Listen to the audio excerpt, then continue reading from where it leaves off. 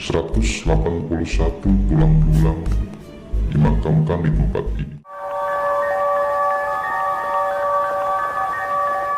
Lukas Kustario. Kustario. Iya, ini gara-gara orang ini mampir di sini, sekian artinya itulah jadi korban di sini gara-gara Pak Lukas mampir. Nah inilah para ya perempuan dari kecil sampai tua juga nggak ada yang dibantai satu pun. Iya, karena Laki-laki juga di bawah usia 14 atau 13 tahun ke bawah nggak ada yang dibantai. nggak ada yang dibantai ya. Yang dibantai 15 tahun ke atas.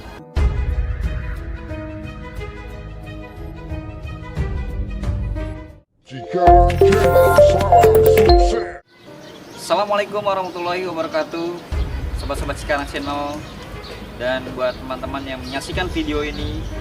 Pada hari ini saya berada di salah satu monumen nasional sejarah yang sangat luar biasa, di mana saya berdiri ada tempat tragedi Rawagede, dan saya berada di Rawagede, Desa Balongsari, Kecamatan Rawamerta, Kabupaten Karawang.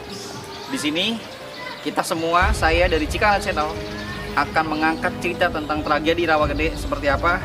Untuk itu jangan kemana-mana, tetap di Cikarang Channel.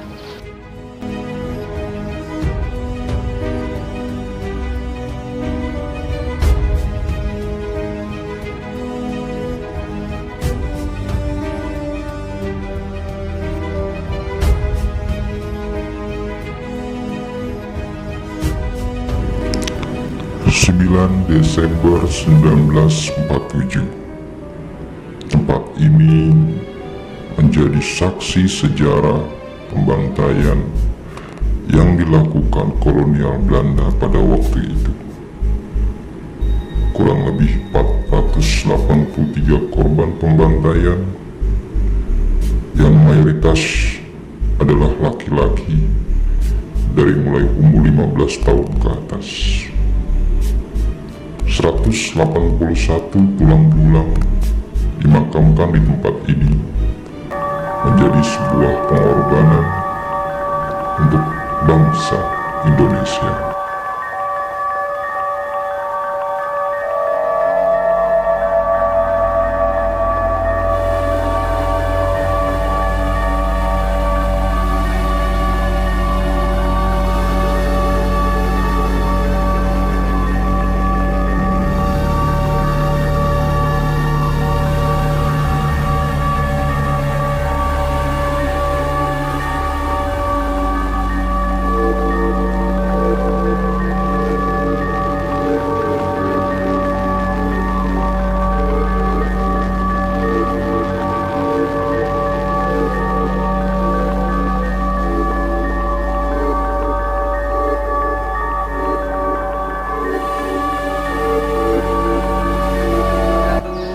Sobat Cikarang Channel, di belakang saya ini adalah Taman Makam Pahlawan Sampurna Raga.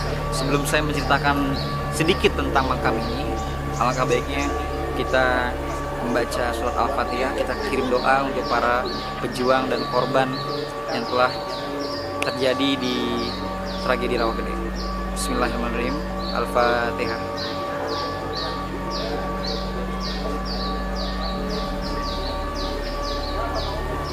Oke, sobat-sobat Cikarang, jadi di sini ada 483 korban pembantaian tragedi Rawagede, tapi yang dimakamkan di sini itu ada 181, dan sisanya itu ada yang hanyut di sungai dan dikuburkan di rumah-rumah. Jadi seperti apa kelanjutan kisahnya? Saksikan terus di Cikarang.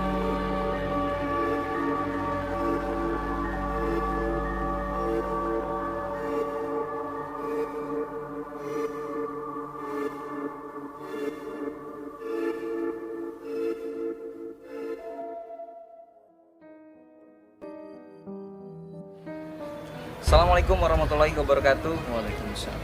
Apa kabar sobat-sobat Cikarang Channel dan yang menonton video ini, semoga dalam keadaan sehat dan berbahagia selalu tentunya. Baik, di sini saya berada di daerah Karawang, tepatnya di Rawagede ya Pak ya, Rawagede, Desa Balongsari, Kecamatan Rawamerta. Dan sekarang saya berada di salah satu monumen yang sangat luar biasa sejarahnya ya. Di sini saya sedang berdiri di samping saya ini sosok bapak yang sangat luar biasa, yang mengetahui banyak banget sejarah tentang tempat ini. Dan sekarang kita akan tanya-tanya kepada beliau seperti apa sejarahnya, dan saya kenalkan dulu ya, di samping saya ada Bapak Sukarman. Iya. Bapak, apa kabar? Sehat Pak? Alhamdulillah baik. Sehat ya. Jadi Bapak Sukarman ini sobat-sobat, beliau ini adalah salah satu ketua yayasan dan ketua pengelola tempat ini, luar biasa. Boleh Bapak disapa dulu Pak teman-teman yang nonton video ini. Assalamualaikum warahmatullahi wabarakatuh. Waalaikumsalam. Ya, kebetulan nama saya Pak Sukarman, kelahiran Karawang di sini sekali. Ya, termasuk karena orang tua saya sendiri yang suaminya terbandai, makanya saya akan ini sekali menjelaskan hal seperti ini. Ya, saya meneliti masalah ini. Ya, nah, alhamdulillah. ini luar biasa ya teman-teman. Di sini kita berkesempatan untuk ketemu langsung sama narasumber yang tahu betul tentang sejarah ini ya Pak ya, dan mungkin teman-teman juga tahu tentang tragedi Rawagede seperti apa. Baik, kita kupas tuntas ceritanya seperti apa, kita sambil jalan Pak. Boleh Pak? Boleh.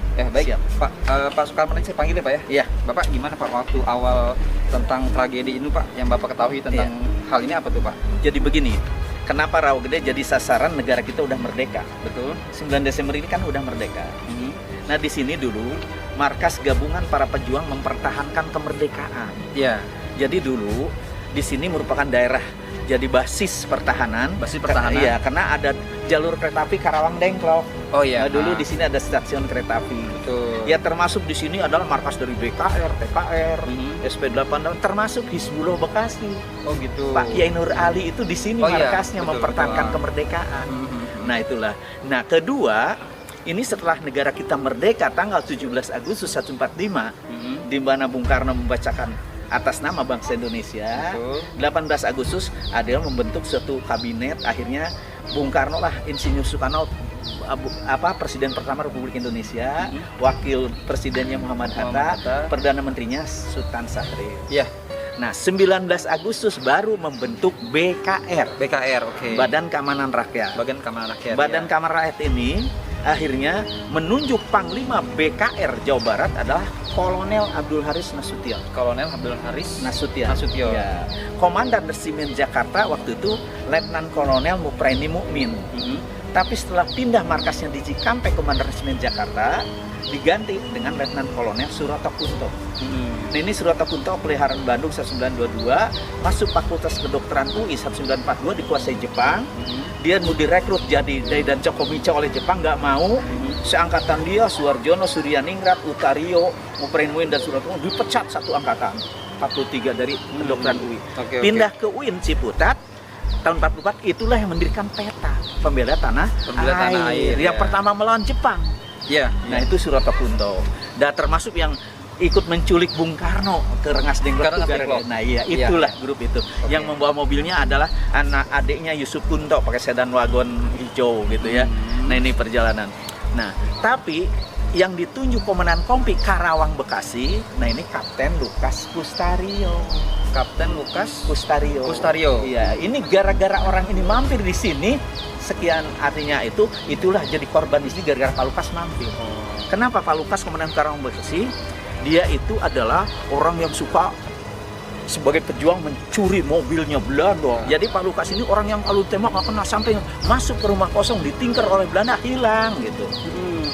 Nah, ini makanya paling dibenci oleh Belanda. Oleh Belanda, betul. Nah, mohon maaf lagi ya, negara kita udah merdeka 17 Agustus, tapi 24 Agustus tentara sekutu yang membenci Jepang, menjajah Indonesia kejam, ada Rodi Romusa tadi, itu bergabung jadi tentara sekutu. Tanggal 6 Agustus dan 9 Agustus membom atom kota Nagasaki dan Hiroshima. Iya. Ya, akhirnya 14 Agustus menyerah tanpa syarat Jepang di Indonesia. Betul. Nah, itulah kesempatan Indonesia sampai 7 Agustus menjadi proklamasi. Tapi kata Jepang, tunggu tentara sekutu masuk Indonesia kapan? 24 Agustus. Karena Jepang itu menyerah tanpa hak Indonesia tetap ke sekutu kan. Tapi sekutu setelah kita merdeka 24 Agustus udah ada BKR segala macam. Masuk tentara sekutu ke Indonesia 24 Agustus, menguasai Indonesia, dikuasai oleh Belanda. Iya, betul. Artinya yang nyerang Surabaya, Jawa Timur tentara Nika Amerika. Yang nyerang di Jawa Barat tentara Inggris sampai Bandung jadi lautan api, betul, gitu ya. Nah, ini alhamdulillah negara kita dari 45 sampai 49 ada pemerintahan. sampai negara kita RIS kan, Republik Indonesia. Ya, RIS. Nah, Belanda ini justru sampai ini pelanggaran di sini tahun 1947 adalah agresi 2, dia mah tidak menolak bahwa itu adalah masih negara bagian kami, gitu. Karena masyarakat tidak patuh kepada kami. Yang akhirnya, ya mohon maaf, ini Pak Lukas membabi buta, gitu istilah ke Belanda mau so anu. Tapi Komandan Resimen Jakarta yang bermarkas di Cikampek, Letnan Kolonel Suratakunto, dipanggil ke pusat untuk perdamaian maksudnya. Iya. Diundang tuh dia, tapi 5 orang, Kapten Mursid, Kapten Abdul Sofyan, Kopral Nugor, dan supir maupun Suratakunto, 1 mobil. Berangkat ke Jakarta tanggal 25 November 46. Pulang dari Jakarta jam 9 sampai di Kerawang. Kapten Mursid, Pak mohon maaf aku turun di Kerawang, ada kepentingan. Loh, nanti pulang ke Cikampek. Udah, biar urusan saya nanti. Turunlah di Karawang tuh Pak Kapten Mursid. Iya. Berangkatlah 4 orang ke Cikampek, ke markas maksudnya. Tetapi apa yang terjadi? Pak Mursid di sini sampai jam 11 pulang ke markas, komandan belum datang katanya. Jam setengah 12 dicek belum datang, sampai jam 12 ditunggu. Jam 1:30 baru dicari dari Cikampek ke Karawang. Diketemukanlah mobilnya sudah hancur, darahnya udah penuh di Rawagabus, Warung Babu. Itu Pak Suratakunto. Tapi jasadnya satu pun nggak ada yang ditemukan dari 4 orang itu. Oh, berarti jasadnya nggak ada ya Pak? Nggak ada. Cuman jejaknya aja ya? Iya, artinya Kayak darah mah darah-darah. penuh, jadi mobilnya udah hancur gitu Pak. Nah itulah Suratakunto. Ya. Nah akhirnya apa? Ini Komandan Kopi Karangbagis kan bawaannya mendengar ini habis katanya oleh Laskar Belanda, katanya itu ada yang membuntuti. Betul. Dia untuk perdamaian dunia, tapi Belanda kan nggak mau dilepas di sini maksudnya kan gitu. Akhirnya Suratakunto, ini Pak Lukas ini babi buta kata mengunci bilang. Malah awal 47 mendengar ada Belanda, ada 8 katanya di Cikampek. Manggil anak buahnya Letnan Sadif, Nugroho ikut aku. Kemana Pak? Di Cikampek ada 8. Pas sampai di markas Belanda, nanya pedagang ada berapa orang Belanda dalam? Ada 8 orang besar tinggi senjata panjang, kata itu tukang pedagang. Udah kata Pak Lukas Kustario, Letnan Saif Nugroho kamu di depan saja, jangan jauh 15 meter dari depan ini markas. Kalau Belanda keluar tembak saja katanya gitu. Awas kalau ada Belanda keluar tembak. Tapi nanya Pak Letnan Sanif ini, emang Bapak mau kemana? Aku mau musnah. Loh kan Belanda 8 Pak, masa sendiri? Udah bertiga. Udah kamu depan aja, penting ada Belanda keluar tembak. Nah ini Pak Lukas. Tapi masukin jalan belakang. Pas jalan belakang, pas megang pintu, ada Belanda yang mau keluar pegang pintu. Jadi gimana? Ya saling tarik, saling dorong. Betul. Tapi Belanda kan nggak tahu siapa di luar. Iya. Tapi hebatnya Pak Lukas apa? Begitu Belanda narik keras, orang gede tinggi, Pak Lukas kecil pendek, terus tarik, malah tangan kiri ikut mendorong, walau keraskan. Begitu kelihatan perutnya 20 cm langsung ditempelin senjatanya. Matilah nggak berbunyi di pintu. Tapi takut ketahuan oleh temennya katanya. Mau diangkat panggung udah berat atau kecil lawan besar, diseret bawa keluar. Udah diseret apa? Menurut dia ditelanjangin tuh Belanda. Pakai celana dalam lagi, nggak pakai. Maksudnya apa ditelanjangin? Bajunya pakai nyamar. Oh iya.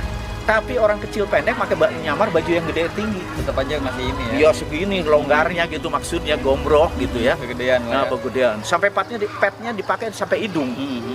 Tapi dia langsung mengintip ke ruangan tengah, lihat yang Belanda yang 7. Ternyata berjajar megang senjata. Dia udah tahu posisi, aku siap masuk berpakaian Belanda. Tapi begitu dibuka pintu, dia mundur jalannya, kata Pak Lukas. Habis mundur jangka 5 meter, ya Belanda membentak, ini Belanda kecil dari mana, katanya gitu. Sampai 2 kali dibentak, udah jangka 5 meter, balik kanan, petnya dibuka tangan kiri, tangan kanan tembakin yang 7. Ini mati semua. Itu hebatnya Pak Lukas. Makanya ramai gitu. Belanda 8 di dalam kalah oleh satu orang. Tapi nggak sadar, dia tukang ngambil senjata Belanda kan. Senjata yang 7 yang panjang-panjang dipanggul lagi aja. Dibawa keluar oleh dia. Tapi nggak sadar bajunya pakai baju Belanda. Petnya sampai hidung. Anak buahnya Letnan Nugroho kalau ada Belanda keluar harus ditembak. Ternyata begitu keluar jangka 13 meter, kata saya, ada Belanda letik gitu. Ayo kita tembak. Ditembak oleh berdua nggak kena. Sampai 2 kali 10 meter nggak kena lagi. Ini Belanda jago katanya gitu ya, kata Mas Sanif. Ayo kita tembak lagi. Terdengar oleh Pak Lukas. Oh, aku yang nyuruh kan Belanda keluar tembak dan sini. Iya, benar. Jadi pas mau 3 kali tembak yang 8 meter, petnya dibuka. Baru ketahuan. Pas mau ditembakin, aduh komandan. Nah ini, mohon maaf, saya udah sampai penelitian sampai ke Pak Sanip tadi tahun 92. Ini perisikan 46 ya, 47. 92 dia udah Letnan Jenderal Pak Sanip ini, udah pensiun di Dawan Cikampek rumahnya. Dawan Cikampek. Benar, aku yang pernah nembak 2 kali sampai ke. Jadi saksinya masih iya masih banyak gitu ya, betul-betul orang yang luar biasa Pak Lukas. Yes. Nah terus apa akhirnya? Waktu itu, wow, Belanda terus mencari Pak Lukas di mana ada, terus di mana-mana di Cikarang namanya Karawang Bekasi kan. Betul. Itu cuman ada Pak Lukas di sana diserang, ya ditolongi oleh masyarakat, disembunyikan. Iya. Jadi nggak ketemu-temu Pak Lukas. Tapi akhir Desember 8 Desember hari Senin, iya. jam 8 masuk ke Rawa Gede, maksudnya bergabung dengan pengen tahu yang pejuang-pejuang yang pernah ada di sini, markas pejuang. Ketemu dengan BKR, TKR, Hizbullah, SP88, malah Hizbullah Bekasi di sini waktu itu ada 104 orang Hizbullah anak buah ini orang iya. 104 orang. Ini dari mana? Dari mana? Ini yang banyak dari Bekasi anak buah. Udah, nanti jam 1 kita serang Cililitan, kata Pak Lukas. Yuk kita berangkat. Itu namanya anak muda ya, siap komandan kan gitu ya. Betul. Nah, apa yang terjadi? Jam 10 siang waktu Pak Lukas di sini ada mata-mata Belanda. Itu yang namanya ramenya mata-mata tuh bangsa kita sendiri kan. Lapor ke markas Belanda yang ada di Karawang. Markas Belanda Karawang tuh pinggir Citarum dekat alun-alun. Yang sekarang iya Karawang yang di belakang kantor pos itu rumah Belanda asli sampai sekarang yang pakai sama polisi. Iya. Nah, itu di situ lapor bahwa Pak Lukas yang dicari kemana-mana ada di Rawa Gede. Akhirnya Belanda yang di Karawang, waduh aku nggak mampu melawan Pak Lukas karena tahu ilmunya begini gitu ya. Akhirnya melapor ke pusat, udah sampai di pusat, datang surat perintah ke Karawang, malam ini Rawa Gede harus dibumi hanguskan. Gara-gara Pak Lukas bergabung di Rawa Gede. Nah tapi ada seorang tokoh kepala desa namanya Pak Lurah, Tunggak Jati, nama Pak Sukim, mendengar berita tuh langsung naik sepeda ke sini. Dan naik sepeda sini, lapor ke Pak Lurah sini. Hah, ada apa? Rawa Gede akan dibunuh malamnya oleh Belanda. Kenapa? Pak Lukas berangkat sini. Loh, Pak Lukas berangkat deh, di bawah kan nggak tahu. Iya, ya. Akhirnya ya tokoh-tokoh ini berbuat. Jalan yang masuk ke Rawa Gede dibongkarin jalan. Dari Johar ke Lamaran di Palawat dibongkarin supaya mobil jangan masuk ke Rawamerta. Jalan ke Tunggak Jati ke KW8 ke sini Mekarja dibongkarin. Jadi jam 9 malam itu tentara Belanda dari pusat ke Karawang 10 truk 300 militer untuk nyerang Rawa Gede. Dipimpin seorang Mayor Lennon menurut penjelasan. Tapi begitu jam 9 nanya, di mana jalan Rawa Gede? Oh ke sana yuk. Tapi sampai ke Pelawan macet lagi kan. Tadi dibongkarin.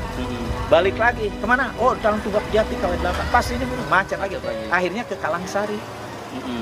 Dulu ada stasiun Pataruman, disitulah Pataruman. Berhenti 10 truk mobil Belanda jalan kaki sini dari jam 12 sampai jam 1 di letter O kampung ini oleh 300 militer. Tapi tokoh-tokoh tadi mah udah tahu ya udah pada ngapur. Ini mah masyarakat biasa yang nggak tahu. Termasuk para pejuang tadi mah udah kosong kan gitu ya. Udah pada berangkat semua. Iya, karena udah berangkat udah berbuat. Ini, Pak, yang makam-makam di sini nih masyarakat biasa, tapi mempertahankan kemerdekaan. Walau tanya di mana Pak Lukas bilang tidak tahu. Walau di mana markas pejuang tidak tahu, dibantai. Karena Belanda kan belum tahu Pak Lukas yang mana orangnya. Sasaran dia tuh pasti menyamar kan gitu dianggapnya. Jadi ketika dia ketemu orang siapapun ya dibantai. Pasti dibunuh ya. Dari usia 15 tahun ke atas ya. Dulu rumah tuh nggak padat seperti sekarang kan, 50-100 meter digedorin rumah, dikumpulin ada 30 orang, minimal usia 15 ke atas, ditanya berjongkok berjajar, di mana Pak Lukas? Ya walaupun tahu pergi juga bilang tidak tahu. Di mana markas pejuang? Kalau menunjuk di sana belum tentu dibantai kan? Tetap dia bilang tidak tahu, dibantai lah sekali tembak 30, terus 40. Itu ada 431 ya? Iya, satu hari sampai sore. Satu hari itu? Iya, malah mohon maaf, waktu jam 10 di pinggir kali sana, ini orang 40 dijajarkan pinggir kali. Maksudnya kalau ditembak satu ini pasti bicara, maksud kalau takut ditembak, bukan secara dibantai. Malah ditanya, di mana Pak Lukas? Tidak tahu. Di mana Pak Mas bilang? Tidak tahu, tembak, tak, dung, cebur ke kali. Yang kedua ditodong lagi. Tetap dari 40 orang ini satu pun nggak ada yang menunjukkan. Nah inilah mereka betul-betul mempertahankan itu. Makanya di sini temboknya tekdung yang 40 ada kalimat janda tekdung di sini. Dulu. Luar biasa. Janda tekdung ini. Ini makam ini pemindahan tulang. Oh ya, jadi waktu pas penembakan itu kan posisinya di kali ya Pak ya? Iya, sebagian besar di kali, tapi yang di depan rumah-rumah 40, dua roh banyak. Baru malam harinya, udah jam 4 sore malamnya, yang selamat ngabur, ya seperti bapakku yang tadi itu, kosong laki-laki. Besoknya hari Rabu, baru tuh suami kamu di sana, tuh anak kamu di sana. Yang menguburnya seorang ibu, pakai bedong, pakai golok, dalamnya cuma 30 cm. Kain kapannya pakai kulambu, pakai spray, kain putihnya, bungkus. Posisi seadanya ya? Iya, terus ditutupin pakai jendela padungnya. Diurugin, gak ada yang nyembayangin. Termasuk tuh nama Bitol, sebelah sana Oco, itu suami ibuku, suaminya baru 6 bulan nikah. Tuh Bitol itu. Baru 6 bulan. Dia menggali kuburan sendiri. Nah ini Koto suaminya uak saya. Dia menggali juga kuburan. Anaknya masih hidup sekarang di Lebak Banten ini anaknya. Nah itu sebelah sana ada nama Ridam, sebelah sana nomor 3 dari Bitol. Itu anak Pak Lurah. Hari Minggu nikah, tanggal 7. Malam Senin pesta, namanya Pak Lurah. Senin malam Selasa pengantenan, kata bahasa Sunda mah di dalam satu kamar di sini. Besoknya terbantai, cuman 1 malam. Tapi adeknya Suparno, umur 12 tahun, nggak dibantai, melihat juga yang umur 12 tahun. Ya mohon maaf, Pak Suparno udah jadi Pak Lurah di sini, udah pernah jadi Pak Haji. Malah sekarang anaknya kompol, kolonel polisi di Jakarta. Anaknya Suparno, adeknya itu Pak Ridam tadi. Anak yang perempuan jadi guru di Lido Cikarang, suaminya polisi di sana. Nah ini perjalanan sejarah Bang. Ini makam ini dipindahkan, digali 10 November 51 dibuatkan Taman Pahlawan. Berarti ya. Sejarah ini berdiri pada tahun 10 November 51. Iya, artinya ini makam. Oh, makamnya. Iya. 10 November 51. Dari rumah-rumah dipindahkan tulangnya gitu ya. Malah digali, "Mak ini siapa?" "Oh, anak Mak namanya siapa?" "Silet." Gitu. "Ini Mak siapa?" "Suami Mak namanya Kutang." Gitu. "Ini siapa Mak?" "Sebel," nama suami saya. Jadi nama-nama itu bukan nama asal. Oh. Jadi nama bukan namanya asli nama-nama itu. Emang benar nama itu ya? Iya. Itu ya? Iya, artinya ada cengek, ada teler, ada apa nama-nama benar gitu ya. Dari hal-hal ini. Nah, ini sebelum dimakamkan, tadi bungkusan mayat itu disembayangkan masal dulu. Setelah disembayangkan masal baru dimakamkan tertib. Cuman 181 yang ada di sini. Iya, pemindahan dari rumah. Yang dikali 200 lebih mah ya nggak ada makamnya kan. Kita juga ada. Nah makanya dibuatlah nama Taman Pahlawan ini namanya. Taman Pahlawan Makam Sampurna Raga. Jadi setelah disembayangkan sempurnalah raga ini. Ya, ya alhamdulillah. Dihitung berarti total makam ini ada 181 ya. Jadi sisanya itu mungkin dikali. Ada yang tulang-tulang berserakan. Ada yang dihanyutkan sengaja. Mohon maaf, nanti di atas ada patung seorang ibu merangkul 2 anak ya. Namanya Atung dan Adul, usia 15 tahun dan 17 tahun. Atung dan Adul. Iya, tuh makanya itu dilukis tuh. Itu waktu itu jam 10 ibunya melihat yang dibantai pinggir kali tadi. Loh kok orang umur 15 tahun ke atas dibantai, berarti anakku sasaran. Pulang ke rumah lari. Anaknya umur 15 tahun Atung, Adul kami 17. Pak, nanti kalau Belanda datang jangan dibuka. Oh iya, kenapa? Dibantai semua usia 15 tahun ke atas. Akhirnya begitu pernah persis Belanda setelah dia datang 3 orang ke rumahnya, digedor 1 jam nggak keluar karena dikunci terus, dibakar rumahnya. Mungkin Belanda berpikir bahwa itu ada Palukas di dalam. Iya, pokoknya siapapun dianggapnya ada Palukas ya. Makanya karena kan dikunci juga posisinya. Dikunci, setelah dikunci 1 jam, mau habis, bapaknya memberitahu Atung, Adul kamu lari ke selatan. Aku dengan ibu ke utara, maksudnya dibagi 2. Begitu habis rumah loncat bagi 2, apa yang terjadi lagi? Ya bapaknya yang dikejar oleh Belanda tadi, luka-liku setengah jam meninggal, mana anaknya lari ke selatan. Anaknya lari, kebetulan di tengah kampung itu ada kali, ya, sungai, lagi banjir lagi. Ini Atung dan Adul masuk ke kali. Si Adul udah buka celana panjang, baju. Atung udah buka celana panjang, tinggal celana pendek dan baju. Mau masuk, ditodong oleh Belanda 3 berangkulan. Tapi dibantai juga. pinggir kali. 1 jam darah keluar, dihanyutkan oleh Belanda. Jam 11 siang. Terus ibunya udah jam 2 udah beresin suaminya.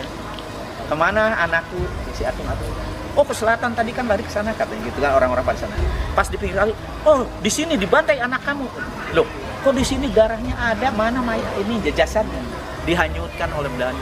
Seorang ibu yang saking sayang anak pada anak, dia turun ke kali segini, mana deras, Nyari dia jasad. susah carinya. Nyari jasad. Sampai sore nggak ketemu. Besoknya hari Rabu bertiga turun dengan adanya, nggak ketemu. Hari Kamis turun nggak ketemu. Tapi hari Jumat 4 hari kemudian ada berita di sana, dekat kampung sana, Atung dan Adulung yang mengambang, bengkak, bajunya nyangkut, ada patok gitu. Pas di sana diangkat, ternyata apa? Orang yang sudah bengkak, Atung dan Adul ternyata masih berpelukan. Makanya saya abadikan seorang ibu merangkul 2 anak. Menarik sekali ya Pak ya ceritanya. Iya, Boleh itulah nanti kita Atung langsung dan- ke dalam Pak. iya. Kita lihat Betul. patung-patungnya. Ya, Atung tuh di sana tuh. Ada ya, Pak? Ada di sana tuh. Atung tuh pasti yang lain. Ini ada bunga melati yang belum mekar. Bunga melati yang belum Mekar. itu bisa begitu Pak. Masih kuncup. Kenapa bunga melati? Iya. Putih wangi suka duka dipakai. Suka menikah pakai bunga melati. Duka meninggal pakai bunga melati. Tapi masih kuncup. Kapan mekarnya? Gimana tuh Pak? Generasi penerus kita anak-anak wanita nanti jadi melati mekar, jadi dosen, jadi dokter. Tapi arti sejarah ini semua anak tangga 17. Ini 17 ya Pak ya? Iya, anak Mau di tangga. sebelah sana sama? Iya nih? sama 17. Nanti masuk ruang patung segi 8. Oh, berarti menandakan 17 Agustus. Iya. Ini piramid yang di atas ini 4. Heeh. Yang kuncup ini. Iya. Tingginya 5 meter. Kalau dihitung anak tangga 17, ruang patung segi 8, piramid 4, tinggi 5 meter, 17, 8, 45. Hari proklamasi. Berarti ada makna juga masing-masing. dari bangunan ini ya Pak ya? Iya. Nah, ini apa nih Pak? Ini adalah, yaitu patung seorang ibu merangkul 2 anak tadi. Inilah si Agung dan si Adul. Ini ibu Marta. Nah inilah Adul kakaknya. Ini Agung adiknya. Ini 17 dan 15 tahun. Emang nggak beda jauh umurnya? Iya 2 tahun gitu ya. Ini yang perjalanan sejarah. Waktu itu. Ini diresmikan 12 Juli 12 Juli tahun 1996. Tahun 96. Iya. Bapak umur sekarang 71. 71 ya? Menjadi ketua Yayasan yayasan dari 96 tadi. 96 ya? Iya. Udah sekarang ya Pak ya? Iya. Berarti udah ini banget ya? Udah legend sekali ya? Alhamdulillah. Kita ke patung selanjutnya Pak, boleh Pak? Oke. Jadi Mana lagi yang ini ada- gambar-gambar ya. Nah ini itulah Pak Lukas. Oh ini Pak Lukas Pak? Iya. Yang di sebelah pakai jas? Itu. Ya itu Pak Lukas Buster itu. Tapi ada warga yang besar di sana. Ada patungnya juga? Sama begitu tapi lebih besar, tidak ada Besar, di ya? sini ya. Oke. Nah itu Pak Lukas. Nah ini setelah peresmian 11 tanggal 4 bulan 11 96 baru diundang ke sini karena waktu peresmian segala macam Pak Lukas nggak diundang oleh pemerintah. Waktu terakhir Bapak tahu tentang informasi Pak Lukas itu beliau di mana? Di Cikarang Channel. Sekarang saya ada di dalam ruangan monumen sejarah tragedi Rawagede ya, masih bersama Pak Sukarman. Dan di sini kita ada patung-patung ya Pak ya? Iya. Patung-patung tentang tragedinya ya Pak ya? Betul. Mungkin bisa diceritain sedikit nih Pak? Betul. Tentang patung-patung ini nih Pak. Ini kan ada Belanda juga ya? Iya. Ada tentara Belanda, terus juga ini ada warga ya? Iya. Oke. Boleh Pak cerita sedikit Pak? Ya alhamdulillah.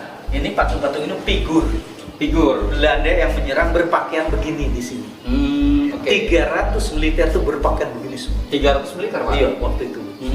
Nah ini dibuatnya dari fiberglass. Waktu datang cetak sini belum ada warnanya, tapi ini karena masih dan dosen Pak Kusnul lupa ini luar biasa bagusnya.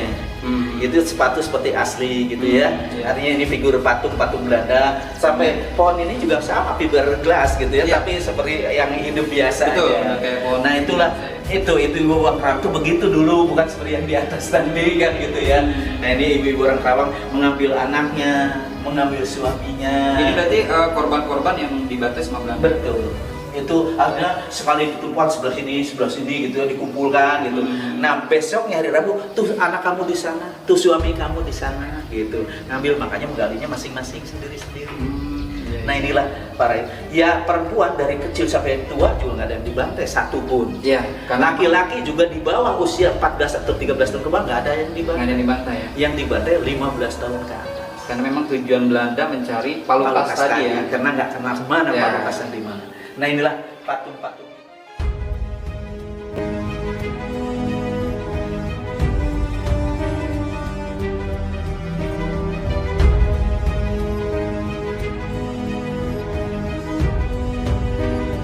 Pengetahuannya dari Bapak ini ke kita semua luar biasa, dan mungkin buat teman-teman juga yang belum tahu sejarah tentang tragedi Rawagede, Silahkan datang. Silakan Sabtu datang dan langsung. Minggu. Nah, kalau langsung ketemu saya. ya.